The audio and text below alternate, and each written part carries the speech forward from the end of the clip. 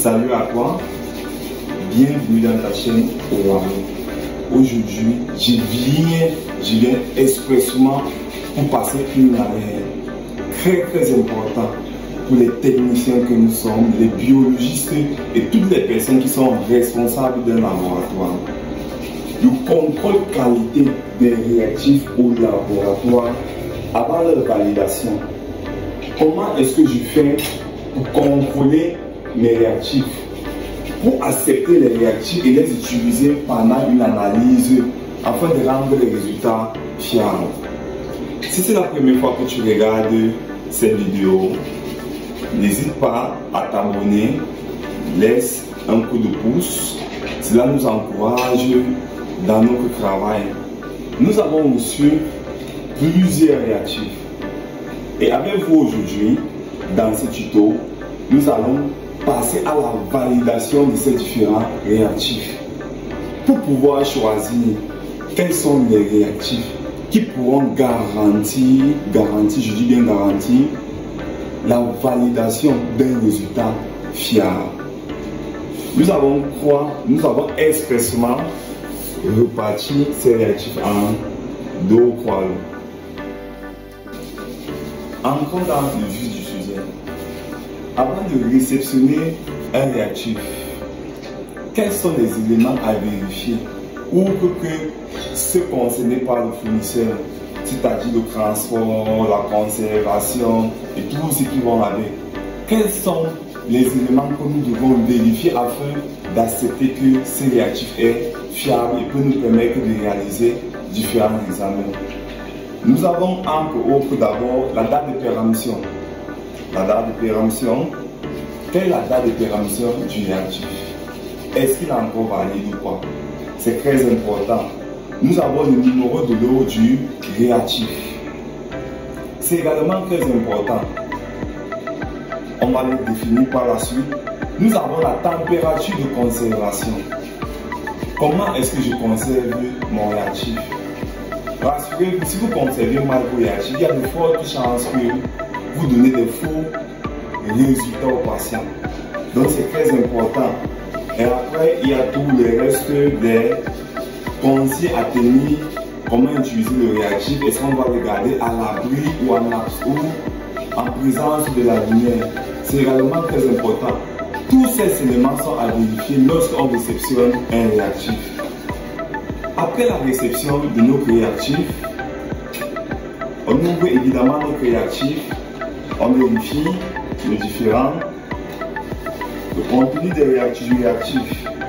Est-ce qu'il a une notice d'information qui dit comment est-ce qu'on utilise les réactifs, quel est le mode d'emploi, comment est-ce qu'on utilise le mode d'emploi, par exemple, il y a le mode d'emploi, toujours la température de conservation, les étapes techniques, le mode de calibration en fait, c'est très important.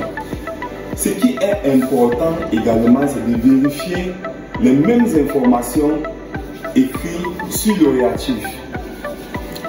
Le lot, la date de péremption, la température de conservation.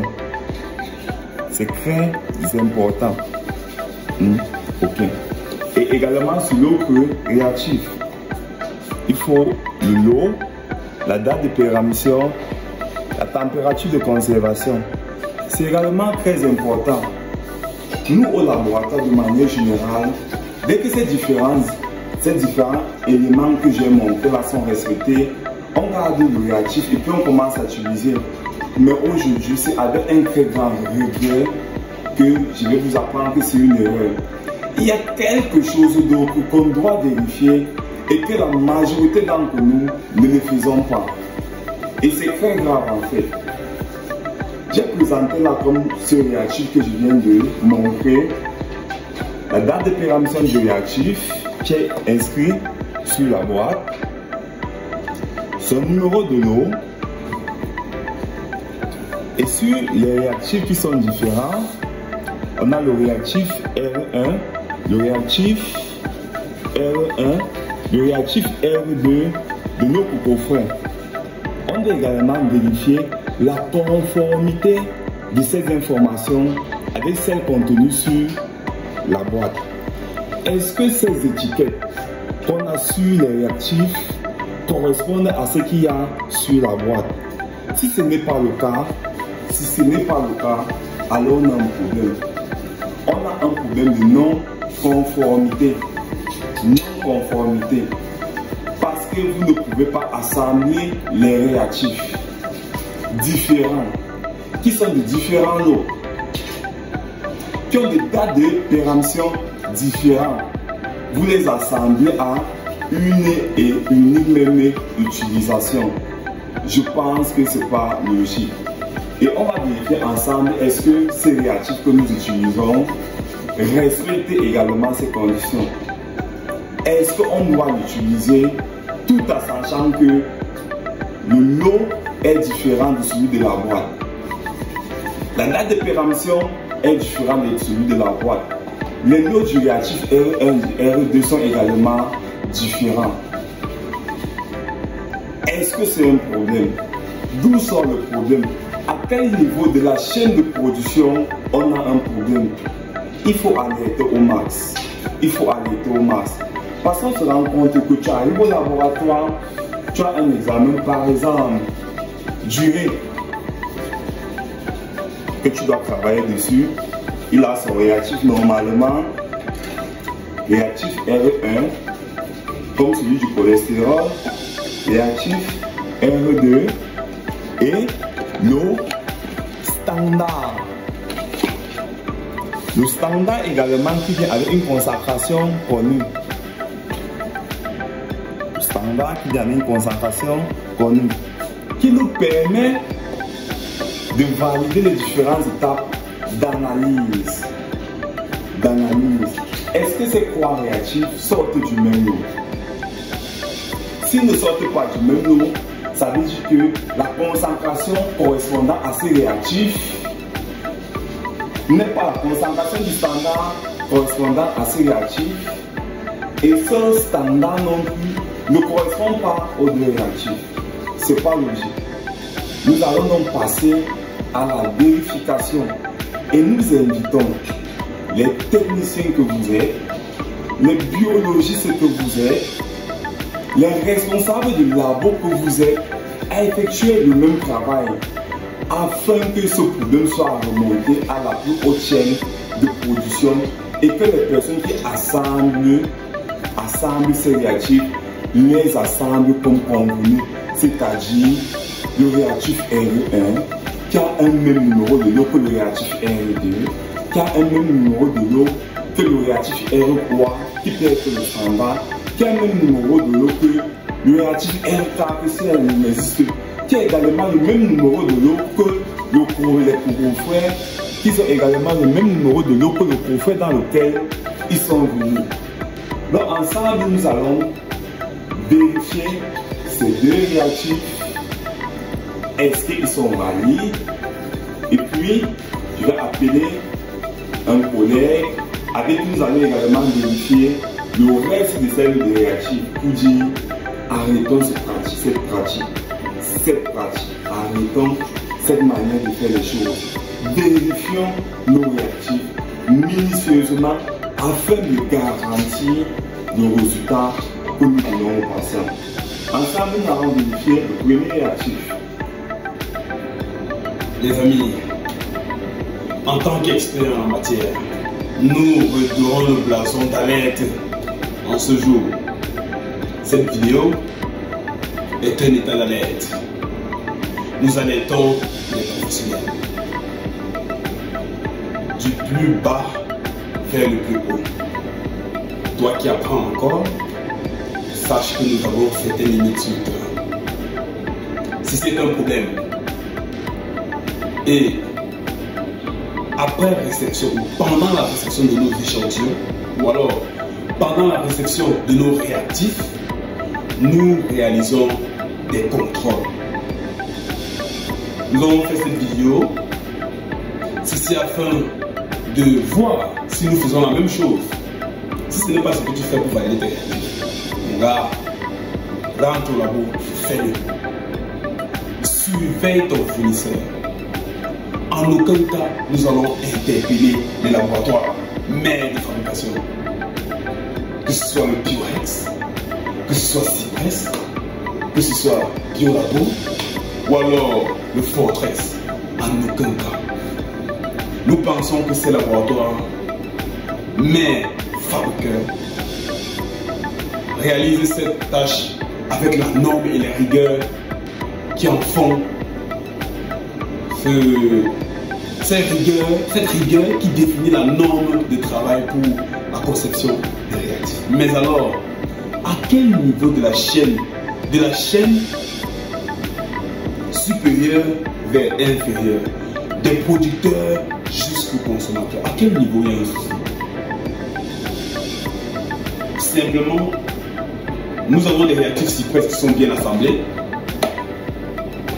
Nous en avons d'autres qui ne sont pas bien assemblés.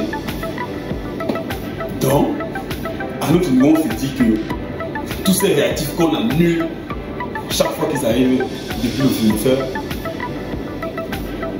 c'est pas la personne qui a fabriqué forcément. Donc, nous essayons juste de partager avec vous notre protocole de validation des réactifs, parce que c'est comme ça que vous devez faire en laboratoire.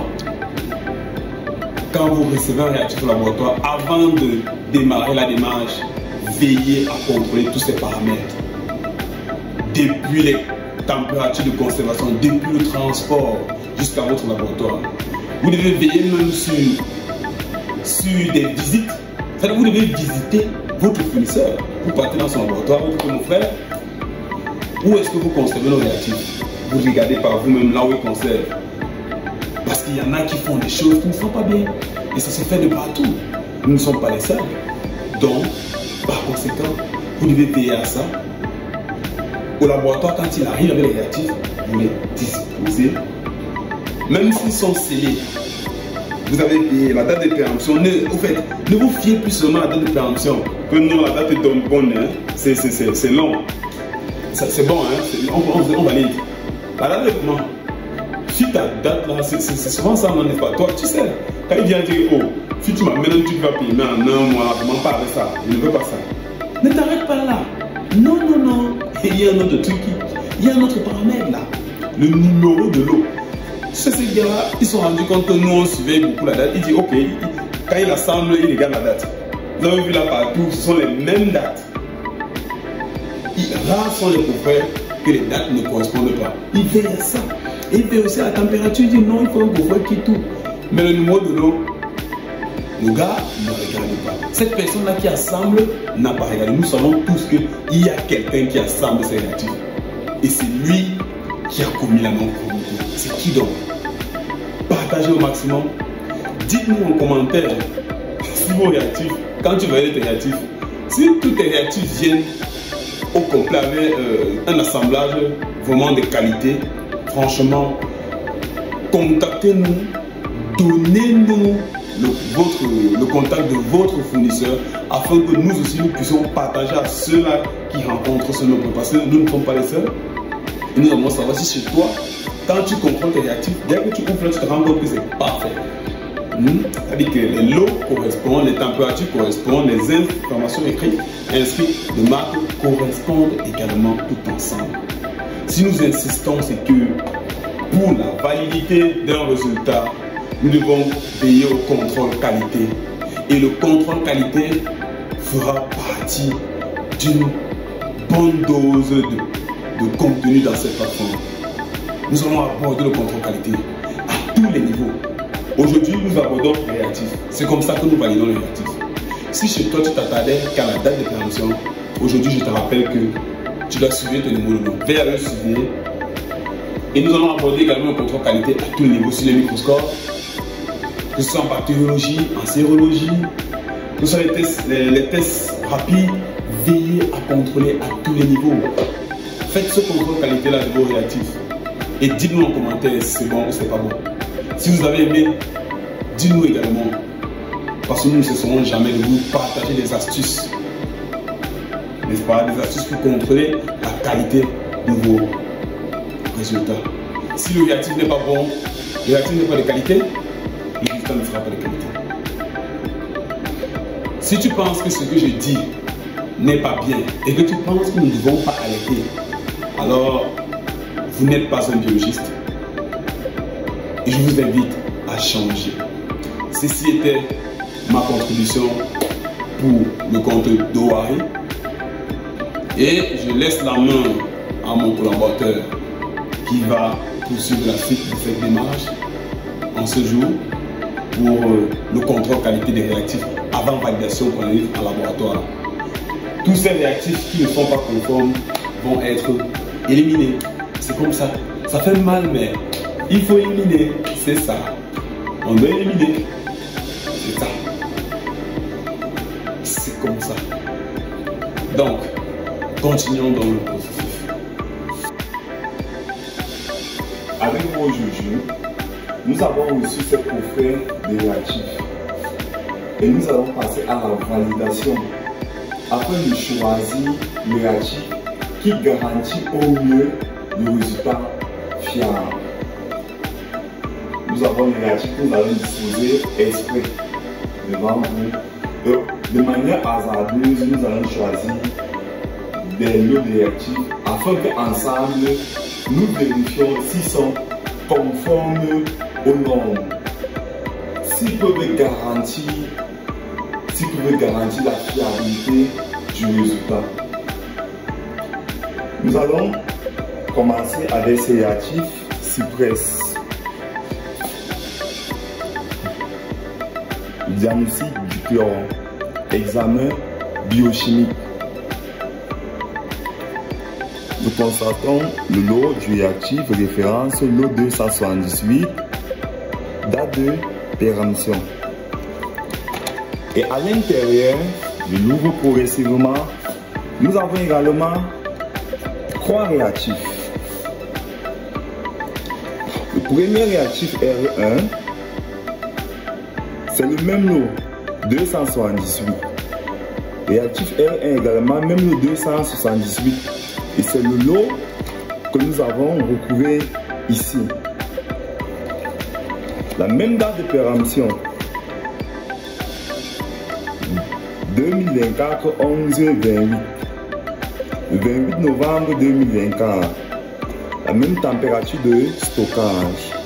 Je vais également aller plus loin en utilisant le standard. Le standard, tout le monde connaît, tous les techniciens biologistes connaissent l'importance du standard dans un examen biochimique.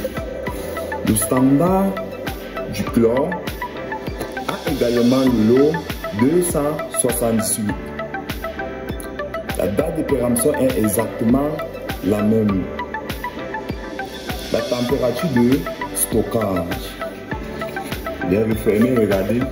Nous pouvons donc conclure que ces réactifs Cypress chlore respecte toutes les normes. Il ne reste plus qu'à nous de le conserver normalement et de l'utiliser en bon escient en respectant les procédures et les différentes étapes techniques pour la réalisation de l'examen. Nous allons de ce fait utiliser un autre coffret de réactifs ELISA. ELISA pour la recherche des anticorps du type IgG pour le chlamydia trachomatis. Ensemble, nous vérifions également tous ces différents paramètres. Le lot CTG croix 73 09B. Date de péremption septembre 2024. Le référent, bien évidemment. La température de conservation de 2 à 8 degrés. Nous allons ouvrir notre coffret. On retrouve normalement une notice, bien évidemment, et différents réactifs. Premier réactif, c'est le contrôle positif. Le lot est exactement le même. G37309B. Exactement le même. La date d'expiration est exactement le même et la température de conservation. Nous allons aller un peu plus vite. Le contrôle négatif. Exactement le même lot de réactif, la même date d'expiration et la même température de conservation. Nous avons ici le wash solution. Pareillement, même lot de réactif, même date d'expiration, même température de conservation. Nous avons le diluant. Il respecte les mêmes paramètres, même lot, même date d'expiration et même température de conservation.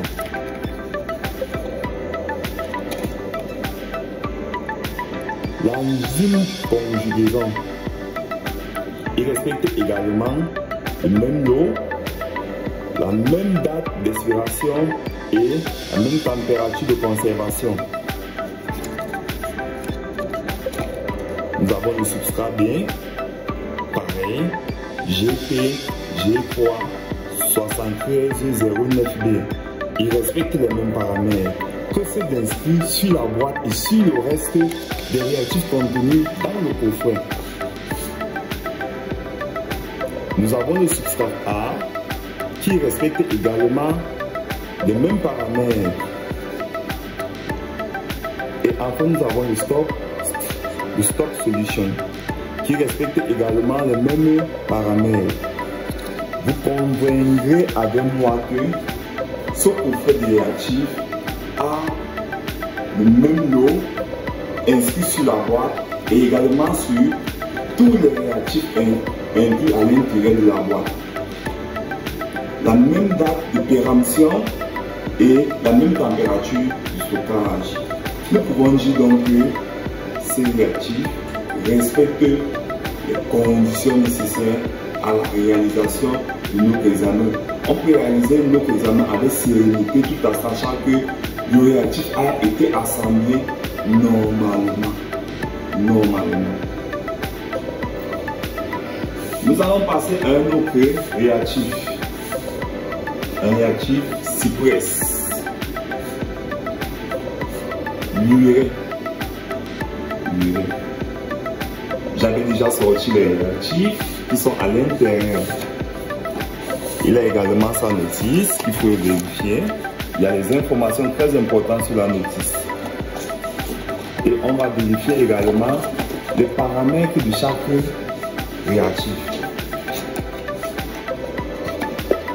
On va prendre le réactif R1. Lorsqu'on regarde ce lot de réactifs, on constate que le réactif R1, c'est UR00321A, ce qui est pareil sur le réactif R1, 00321A. La date de péremption est exactement la même et la température de conservation. Nous prenons ensuite le réactif R2. R2, c'est 00322A. 32A. Nous osons croire que, comme il s'agit du réactif R2, c'est la raison pour laquelle le numéro de l'eau du dernier numéro sur le dernier chiffre sur le numéro de l'eau a changé. Mais qu'à cela ne tienne, la température de conservation reste la même et la date de péremption reste la même. Nous prenons maintenant le standard. Standard numéro de l'eau. UL0093A. Là, on constate clairement que le numéro du standard de l'urée est différent du numéro de l'eau de la boîte. Il est également différent les numéros de l'eau du réactif R1 et R2. Et alors, nous nous posons beaucoup de questions. Est-ce que ce standard qu'on utilise pour le réactif R1, R2 respecte les conditions, à savoir la concentration, qui ont été prévues pour le réactif R1 et R2? Est-ce que l'emploi de ces réactifs nous garantit la fiabilité de nos résultats? On connaît bien l'importance du standard lors de la réalisation d'un examen biochimie tel que l'URE. Est-ce que ce standard-là, qui est différent qui a un nom différent de ces réactifs, nous permet de garantir la fiabilité de nos résultats? À mon avis, à mon humble avis, j'en suis pas très convaincu. Nous allons passer à un autre réactif. Un diagnostic du progestérone HDL. On regarde le numéro de l'eau HD 10 12 30-02 01A. On va prendre le réactif R1 HD 10 12 30 01 02 01 bar 1A. On constate que c'est le même lot. La température de conservation et la date de péremption sont les mêmes. Nous allons prendre le réactif 2. Le réactif 2 c'est HD 20 12 23 0. Je reprends HD 20 12 23 0. Or, on constate ici que c'est HD 10 12 30. Sans toutefois même continuer la suite, même comme je vais le faire, nous constatons déjà que le numéro de l'eau est différent.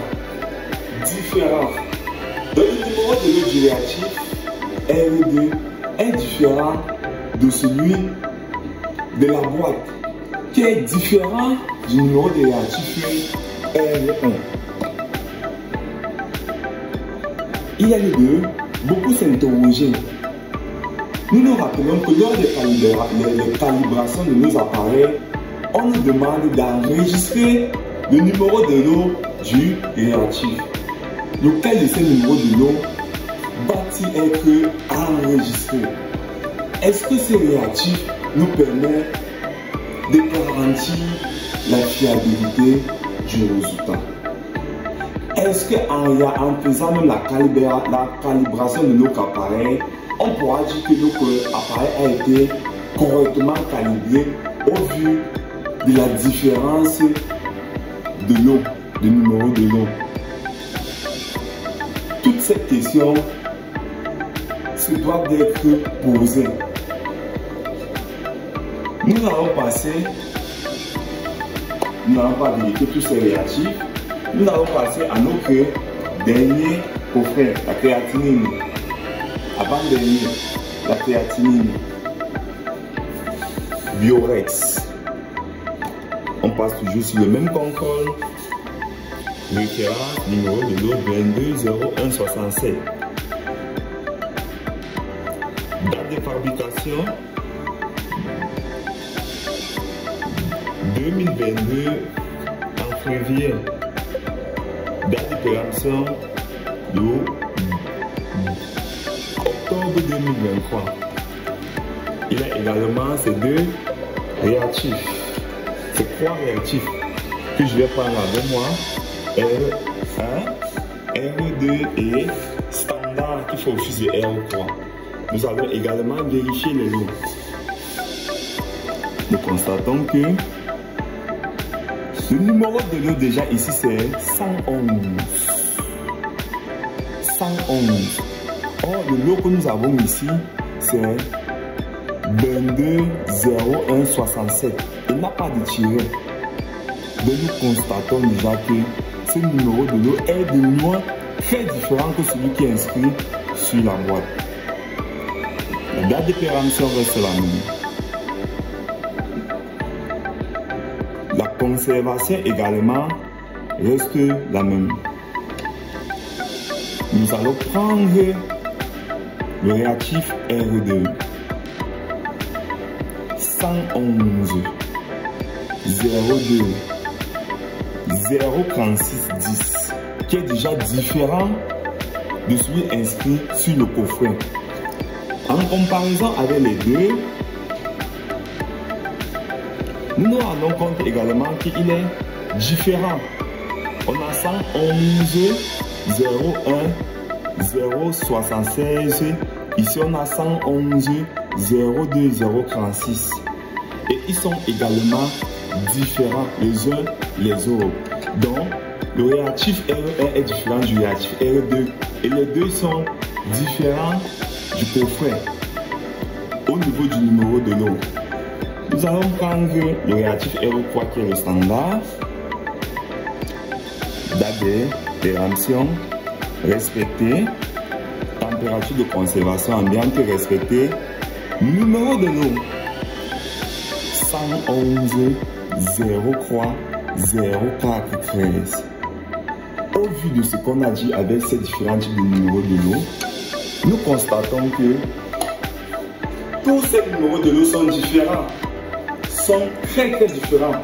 Le numéro de l'eau du coffret est différent du numéro de l'eau de R1, qui lui-même est différent du numéro de l'eau de R2 et différent du numéro de l'eau du coffret. Les poids sont différents du numéro de l'eau du standard. Il n'y a aucun numéro de l'eau de ce coffret qui correspond. On se demande quelle sera la fiabilité de ce coffret. Quelle sera la fiabilité de ce coffret?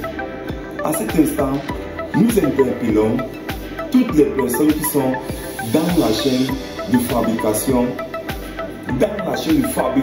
et je voudrais d'utilisation de ces réactifs. En partant des techniciens que nous sommes, biologistes, responsables de laboratoire, responsables de structures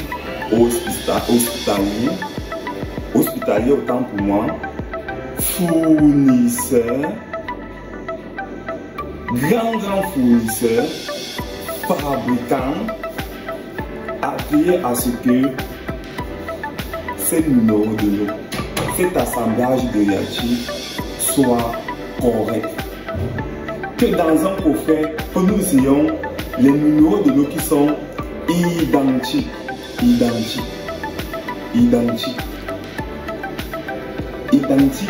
les uns les autres avec celui du coffret.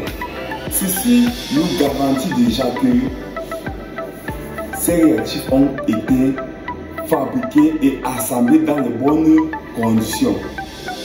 Et les gens qui les ont assemblés ont pris de la peine pour les assembler. Nous ne tirons pas ici sur tel ou tel laboratoire. Nous sonnons juste une sonnette d'alarme pour dire qu'il y a un constat qui a été fait. Il y a un constat qui a été fait, qui pourrait, je dirais même, qui a des répercussions sur la fiabilité de nos résultats et que nous devons impérativement résoudre à différents échelons. Donc vous qui me regardez, vous en tant que biologiste et technicien, si déjà vous n'avez pas vérifié la qualité de vos résultats, il est très important, je dirais même impératif, de les faire dès cet instant afin de signaler ce problème à plus grande échelle. Pour qu'on sache à quel niveau exactement ce problème survient. Pour cela, vérifiez minutieusement, technicien de laboratoire, vérifiez minutieusement, biologiste, la qualité de vos résultats afin de garantir la fiabilité je voudrais dire la qualité de vos réactifs, autant pour moi, je reviens sur les mots, bien vérifier la qualité de vos réactifs afin de garantir la fiabilité maintenant des résultats pour une meilleure prise en charge de nos patients. Donnons les résultats qu'il faut. Et pour cela, veillons faire nos contrôles qualité à différentes échelles. Et je vais parler également mon dernier profil que j'avais oublié, Biorex.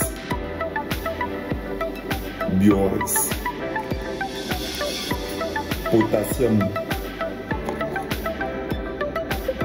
Référent. Numéro de l'eau. Date de fabrication. Date de péremption. Date de température de conservation. Quand je regarde ce coffret, il a la notice, bien évidemment, c'est important. Je vais sortir les réactifs. Réactif R1. L'eau du réactif R1.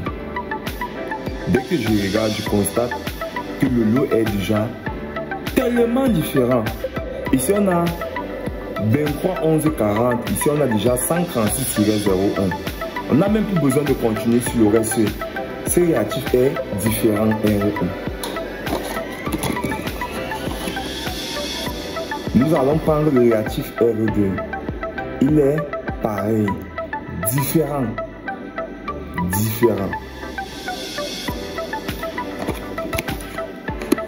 Nous allons prendre le réactif de nouveau R1. Il est différent, mais en comparaison avec le réactif R1,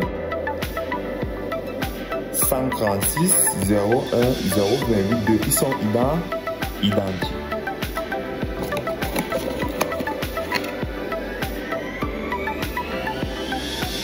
Réactifs R1, ils sont également toujours identiques à R1.